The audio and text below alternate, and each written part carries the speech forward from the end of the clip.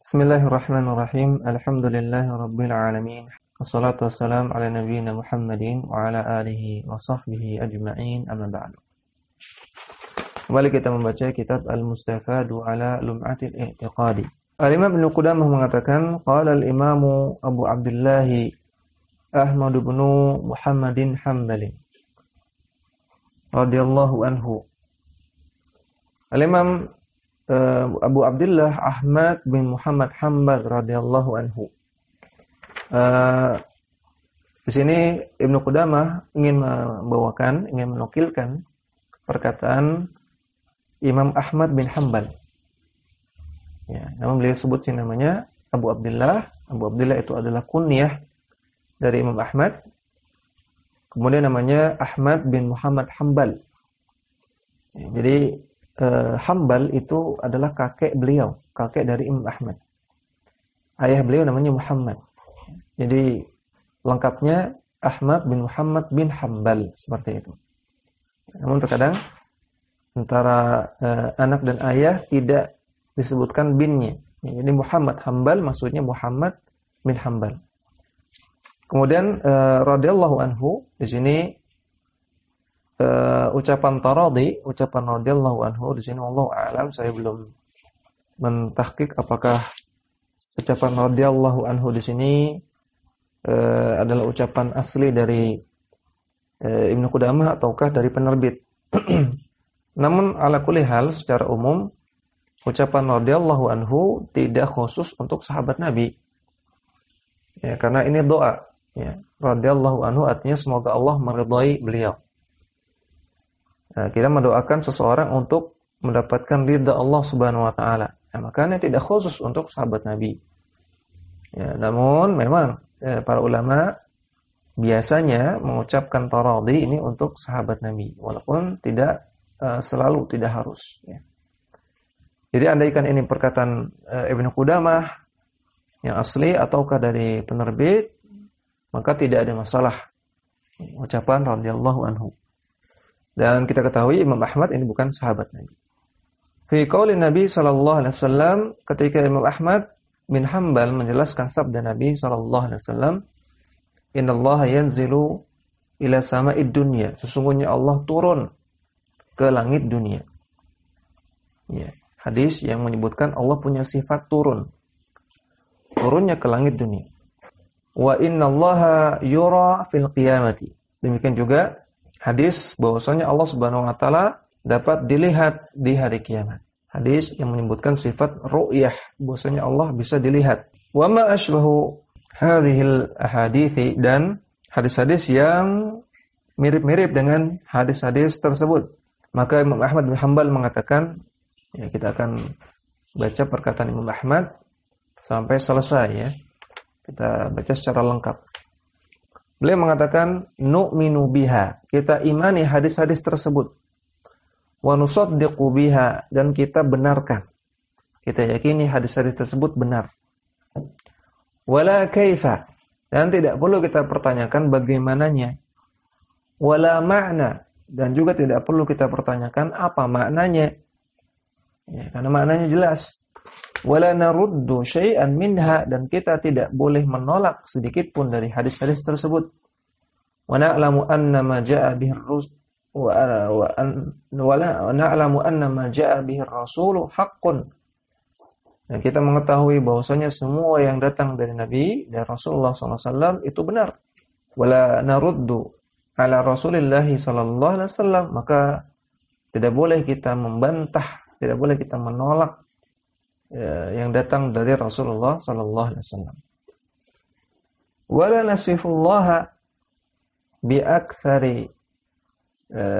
biaktsara mimma wasafa bihi nafsahu. Dan tidak boleh kita mensifati Allah dengan melebihi dari apa yang Allah sifatkan dirinya sendiri. Bila haddin wala ghayatin, dan kita mensifati Allah tanpa membatasinya, tanpa batasan, wala ghayah. Ghayah artinya ujung. Ujung di sini maksudnya sama, batasan. Kita sifati Allah tanpa membatasinya, tanpa menetapkan suatu batasan pada Allah Subhanahu wa taala. Allah taala berfirman, "Laisa kamitslihi syai'." Tidak ada yang semisal dengan Allah sedikit pun. Wa huwas sami'ul basir. Dan Allah Maha mendengar lagi Maha melihat. Surat Asy-Syura ayat ke-11. Wa naqulu kama qala. Ini masih perkataan Imam Ahmad, beliau mengatakan, kita katakan sebagaimana yang Allah katakan. Wa nasifuhu bima wasafa bihi nafsahu. Dan kita mensifati Allah sebagaimana sifat yang Allah sifatkan dirinya dengan sifat-sifat tersebut. Wala nata'adda dzalika, dan kita tidak melebihi dari hal itu. Wala yablughu wasful wasifina. Dan sifat-sifat yang disebutkan oleh orang-orang la yablughu tidak akan mencapainya, tidak akan mencapai Allah. Artinya seberapapun orang-orang berusaha untuk mensifati Allah, maka tidak akan mencapai yang sebenarnya. Wa nu'minu bil Qur'ani kullihi muhkamihi wa mutasyabihihi. Dan kita mengimani Al-Qur'an semuanya, baik ayat-ayat yang muhkam maupun ayat-ayat yang mutasyabih. Mari kita sudah bahas tentang muhkam dan mutasyabih. Wala nuzilu anhu sifatan min sifatihi li syana'atin syuni'at. Dan tidak kita hilangkan satu sifat pun dari sifat-sifat Allah Subhanahu wa taala karena adanya celaan kepada Allah Subhanahu wa taala. Wala nata'addal Qur'ana wal haditsa. Dan kita tidak melebihi apa yang ditetapkan dalam Al-Qur'an dan hadis. Wala na'lamu kaifa kunha dzalika.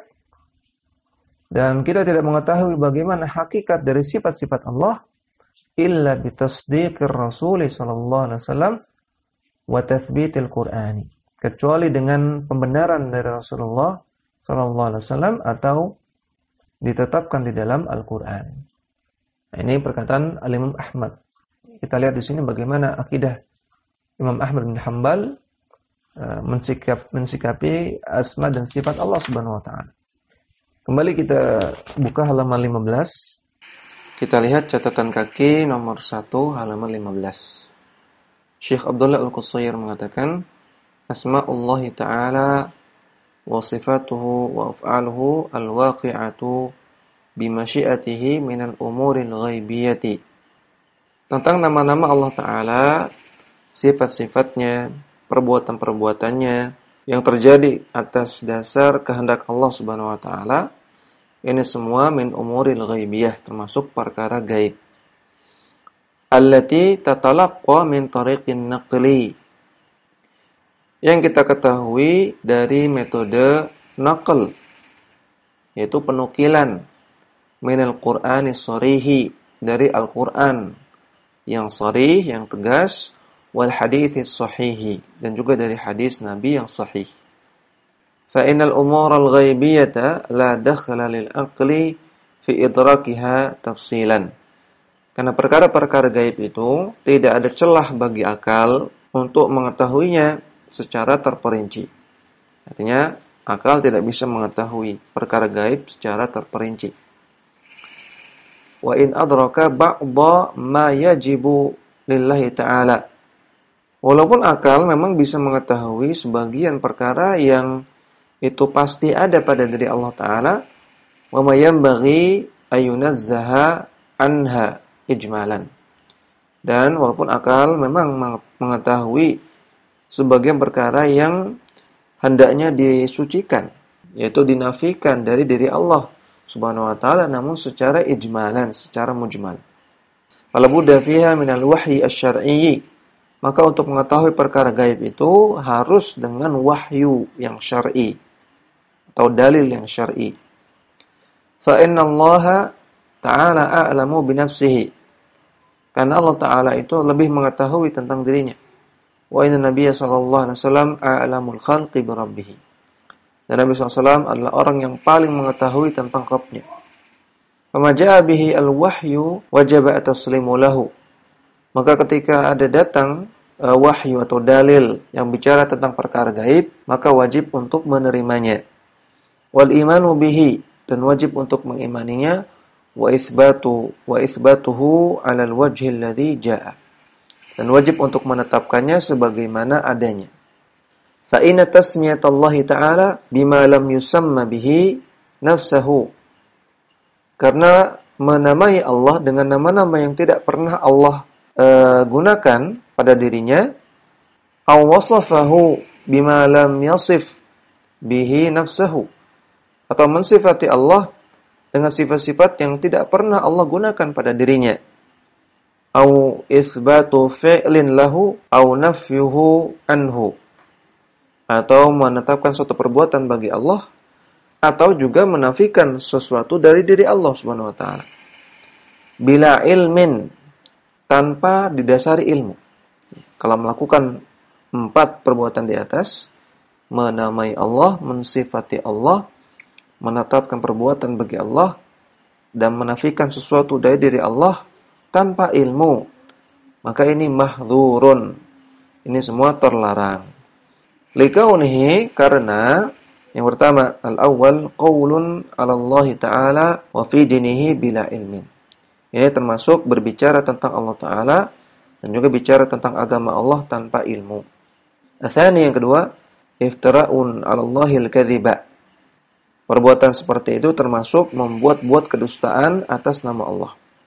Atsalits, yang ketiga, wasu'u adabin ma'allahi wa naqsu ta'zimin lahu. Perbuatan yang demikian termasuk adab yang buruk kepada Allah dan termasuk kurangnya pengagungan kepada Allah Subhanahu wa taala. Lidza qala al-Imam Ahmad rahimahullahu, oleh karena itu Imam Ahmad mengatakan, la yusafullahu ya'ni wa la yusamma illa bima wasafa bihi nafsahu.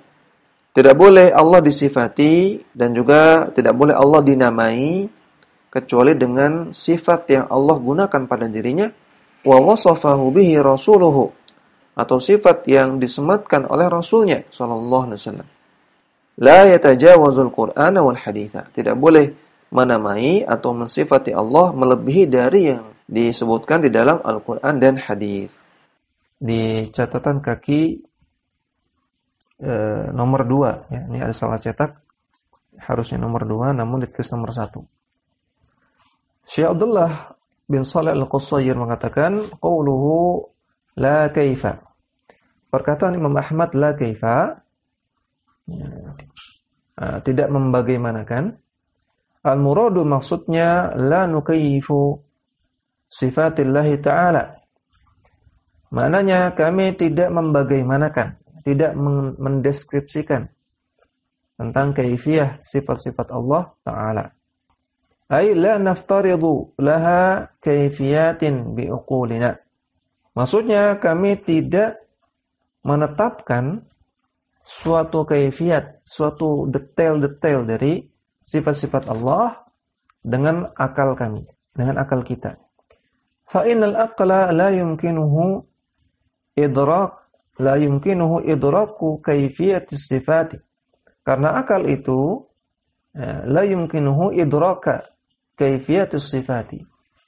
Akal tidak mungkin menggapai tentang kaifiyah, tentang detail-detail dari sifat-sifat Allah. Qala ta'ala, Allah Ta'ala berfirman, wala yuhituna bihi ilma.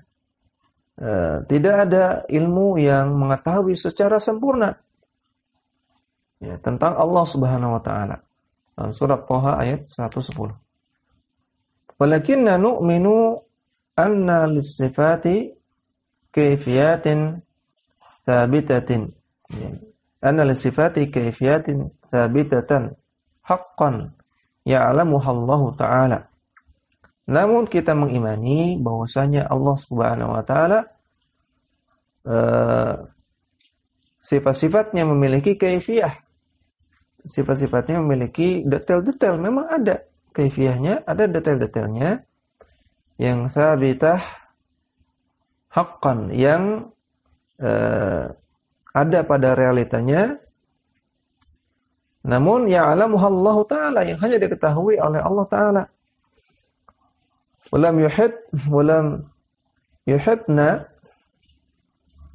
subhanahu biha ilman. Namun kita tidak mengetahuinya secara komprehensif. secara menyeluruh tentang Allah Subhanahu wa taala. Kemudian catatan kaki nomor 3 tentang perkataan Imam Ahmad wala ma'nan. Wa qawluhu wala ma'nan, perkataan beliau la ma'nan ay la nuthbitu li sifatillahi ta'ala ma'nan yukhalifu al-ma'na as-sahiha al-muwafiqa lidh-dhahiriha. Maksudnya kami tidak menetapkan terhadap sifat-sifat Allah Ta'ala, kami tidak menetapkan makna-makna yang bertentangan dengan makna yang sahih, yang sesuai dengan makna zahirnya. Walladhi talaqqahu ar-rasul sallallahu alaihi wasallam wal mu'minuna bitaslimi wal qabuli. Dan kami tidak menetapkan makna yang bertentangan dengan makna yang dipahami oleh Rasulullah sallallahu alaihi wasallam dan juga kaum mukminun di sini artinya para sahabat yang mereka menghadapi mereka menghadapi nas-nas tentang asma dan sifat bitaslimi wal qabul, dengan menerimanya apa adanya. Fa inna itsbati ma'anin linususi khilafa ma dalla alaihi zahiriha bila dalilin thabitin, karena menetapkan suatu makna terhadap nas-nas yang menyelisihi atau bertentangan dengan yang ditunjukkan oleh makna zahirnya, bila dalilin thabitin, tanpa dalil. Menetapkan sebuah makna bagi nas ayat Quran atau nas hadis, menetapkan sebuah makna yang bertentangan dengan makna zahir tanpa dalil. Min tahrifil kalimi an mawadhihi, makanya termasuk perbuatan menyimpangkan kalimat-kalimat dari tempatnya. Alladzi waqa'a fihi al-mu'attilatu, yang ini dilakukan oleh kaum mu'attilah. Kaum mu'attilah artinya orang-orang yang melakukan ta'til, menolak untuk menetapkan asma dan sifat bagi Allah Subhanahu wa taala. Fasyabahu al-yahuda alladzina dhammahumullahu bitahrifil kalimi min ba'di mawadhihi. Maka mereka menyerupai, orang-orang Mu'attilah menyerupai orang-orang Yahudi, yang orang-orang Yahudi ini dicela oleh Allah Subhanahu wa taala, dan Allah katakan mereka telah menyimpangkan kalimat-kalimat dari tempatnya.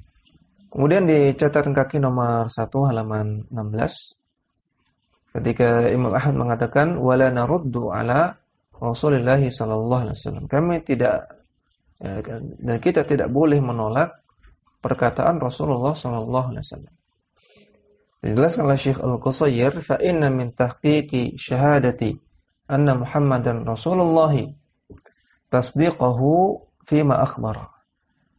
Karena di antara bentuk perwujudan dari syahadat anna Muhammadan Rasulullah adalah kita membenarkan perkataan beliau, membenarkan fima akhbar, kabar-kabar yang beliau kabarkan. Fa innahu la yaqulu fi dinillahi ta'ala illa tablighan anillahi ta'ala. Karena Rasulullah SAW tidak akan berkata-kata tentang agama Allah kecuali sekadar menyampaikan dari Allah Ta'ala. Allah Ta'ala berfirman, wa ma yantiqu 'anil hawa. Sesungguhnya dia, Rasulullah SAW, tidak bicara dari hawa nafsunya. In huwa illa wahyun yuha. Namun itu yang beliau sampaikan adalah wahyu yang diwahyukan. Surat An-Najm ayat 3-4. Wa qala subhanahu, dan juga Allah Subhanahu wa taala berfirman, walau taqawwala alaina ba'dal aqawil. Andaikan Rasulullah SAW taqawul, membuat-buat perkataan, mengarang-arang perkataan terhadap kami, terhadap Allah, ba'dal aqawil, dalam sebagian perkataannya. Andaikan Rasulullah mengarang-arang perkataan dalam masalah agama, maka la akhadna minhu bil yamin, maka kami akan mengambil dia dengan tangan kanan kami. Thumma laqata'na minhu al-watin, dan kami akan putuskan dia dengan kuat. Fama minkum min ahadin anhu hajizin. Dan tidak ada di antara kalian yang bisa menghalanginya. Surat Al-Haqqah ayat 44 sampai 47.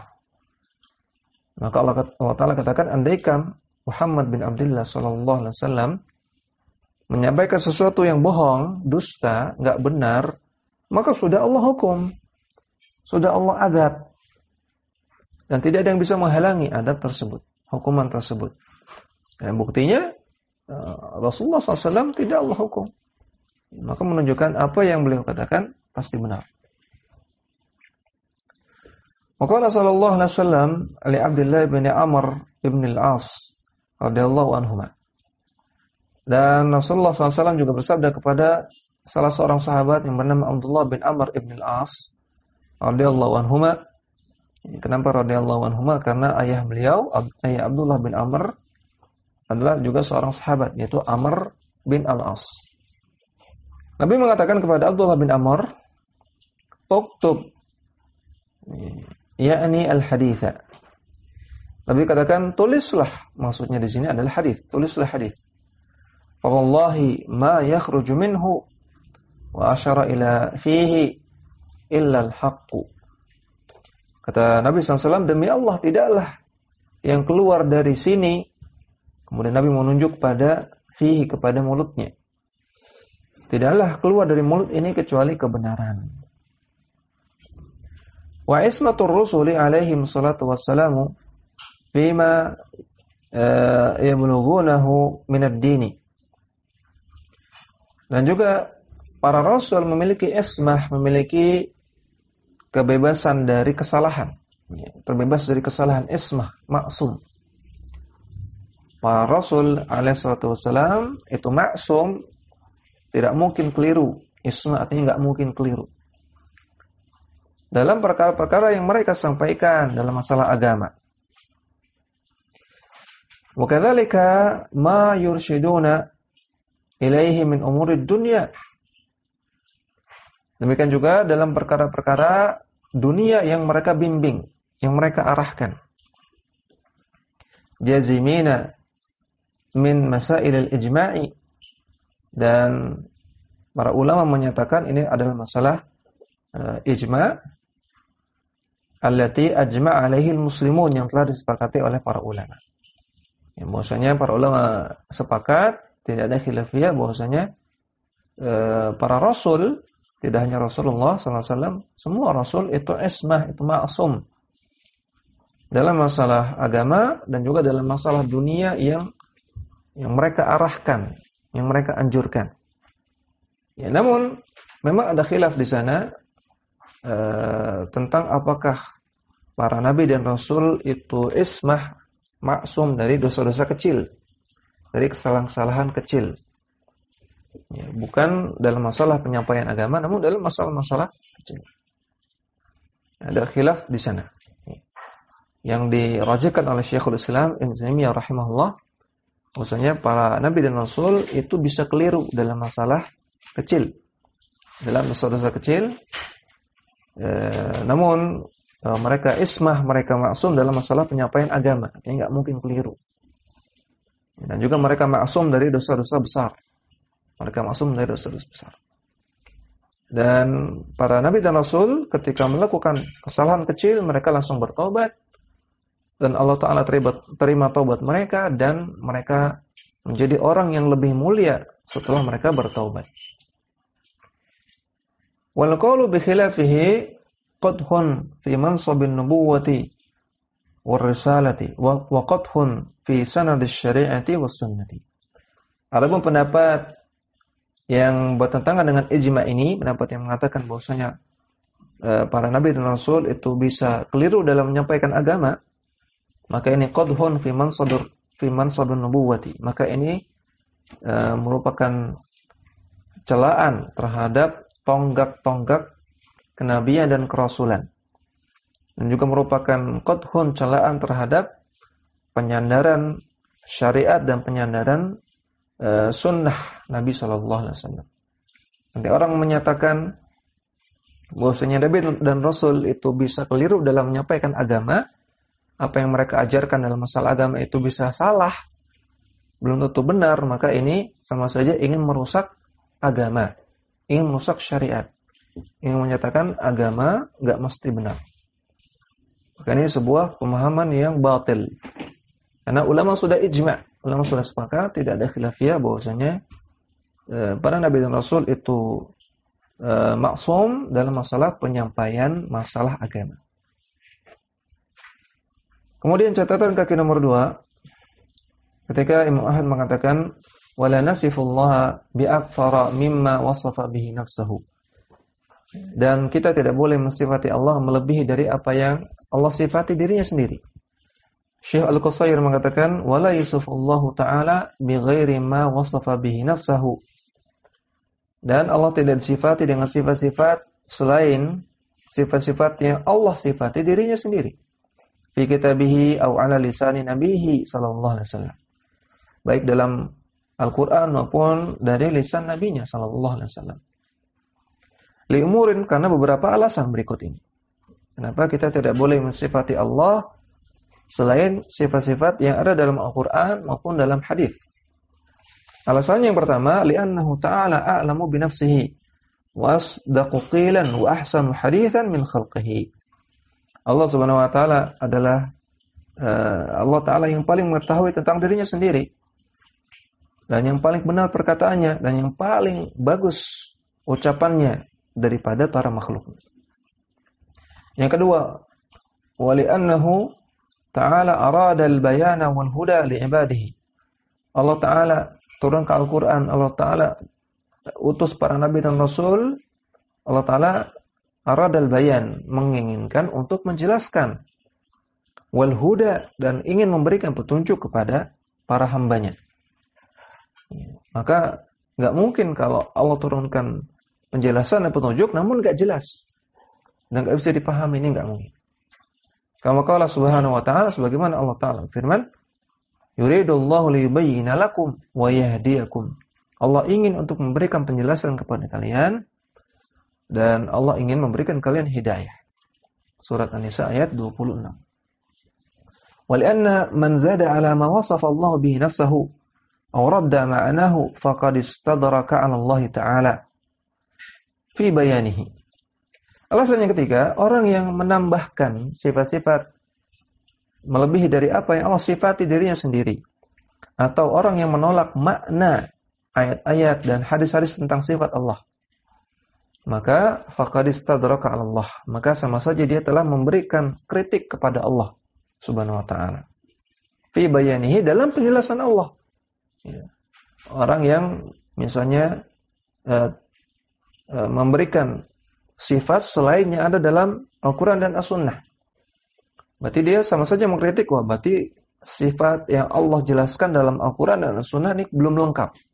Dia mengkritik penjelasan Allah. Atau orang yang menolak, misalnya seperti ketika disampaikan Ar-Rahmanu 'alal 'arsy istawa, Allah taala istiwa di atas 'arsy. Dia mengatakan, "Oh, enggak mungkin Allah taala beristiwa di atas 'arsy." Ya, maka orang ini mengkritik Allah, berarti penjelasan Allah ini enggak jelas, kurang bisa dipahami, bahasanya kurang fasih. Mengkritik Allah. Wa qala fihi subhanahu wa fi dinihi ma la ilma lahu bihi. Dan dia juga telah mengatakan sesuatu tentang Allah Subhanahu wa taala. Ya, dan juga mengatakan sesuatu tentang agama Allah, ma la ilma lahu, padahal dia tidak memiliki ilmu tentangnya. Wa fakadzdzaba alaihi wa adalla ibadahu. Maka dia telah mendustakan Allah Subhanahu wa taala dan telah menyesatkan hamba-hamba Allah. Alasan yang keempat, wali anna Nabiya sallallahu alaihi wasallam yablughu an rabbih dinahu wa huwa ma'sumun fi tablighihi. Karena Nabi SAW telah menyampaikan kabar-kabar dari Rabb-Nya, dari Allah Subhanahu wa taala tentang agamanya, tentang agama Allah. Dan Nabi SAW ma'sumun, tidak mungkin keliru dalam penyampaiannya. Wa babul asma'i was sifati min ahammi abwabil ilmi. Padahal bab asma wa sifat merupakan bab yang paling penting di antara bab-bab ilmu. Alladzi ja'a bihi Nabi sallallahu alaihi wasallam wa ballaghahu, yang dibawa oleh Nabi sallallahu alaihi wasallam dan telah beliau sampaikan. Nabi sallallahu alaihi wasallam menyampaikan banyak ilmu. Dan di antara ilmu yang banyak ini, yang di antara yang penting adalah tentang asma wa sifat. Enggak mungkin perkara yang paling penting malah keliru. Perkara yang di bawahnya, yang tingkat urgensinya di bawahnya malah benar misalnya. Enggak mungkin keliru, tapi perkara yang lebih penting malah keliru, ini enggak mungkin.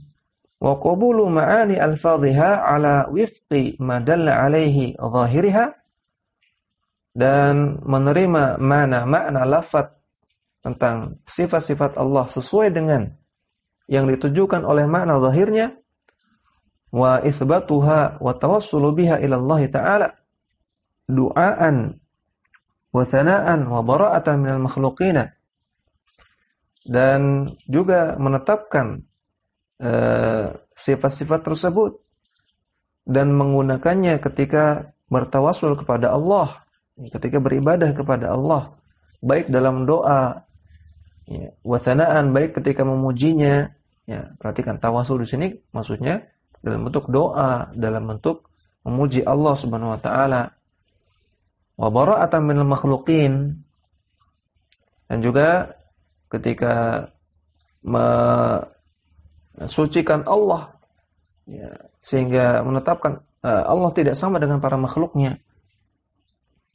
Min ajli umurid dini, min ajalli umurid dini, makanya termasuk perkara agama yang paling agung. Jadi qabulu ma'ani al-fadhiha, satu, menerima makna lafaz sesuai dengan makna zahirnya. Yang kedua, itsbatuha, menetapkan makna dari sifat, dari ayat-ayat sifat tersebut. Yang kedua, at-tawassulu biha, menggunakannya untuk bertawassul dalam bentuk doa maupun dalam memuji Allah Subhanahu wa taala, dan juga dalam mensucikan Allah. Tiga hal ini min ajalli umurid din, merupakan perkara agama yang paling agung. Alladzi kana alaihi Nabi sallallahu alaihi wasallam wa ashabuhu, yang dilakukan oleh Nabi sallallahu alaihi wasallam dan para sahabatnya. Maka jika ini adalah perkara yang paling agung, tidak mungkin Rasulullah sallallahu alaihi wasallam itu keliru dalam menyampaikannya, atau beliau menyampaikannya dengan kurang jelas. Karena ini adalah perkara yang paling agung. Maka Rasulullah pasti menyampaikannya dengan benar dan sudah sangat-sangat jelas. Kemudian alasan yang kelima, wali'annal khalqa la yuhituna bihi ilma, karena makhluk, karena kita tidak mengetahui tentang Allah Subhanahu wa taala secara menyeluruh, secara komprehensif. Wala yuhituna bi syai'in min ilmihi illa bima syaa.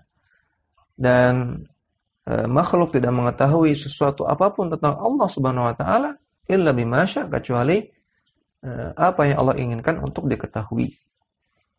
Surah Al-Baqarah ayat 255.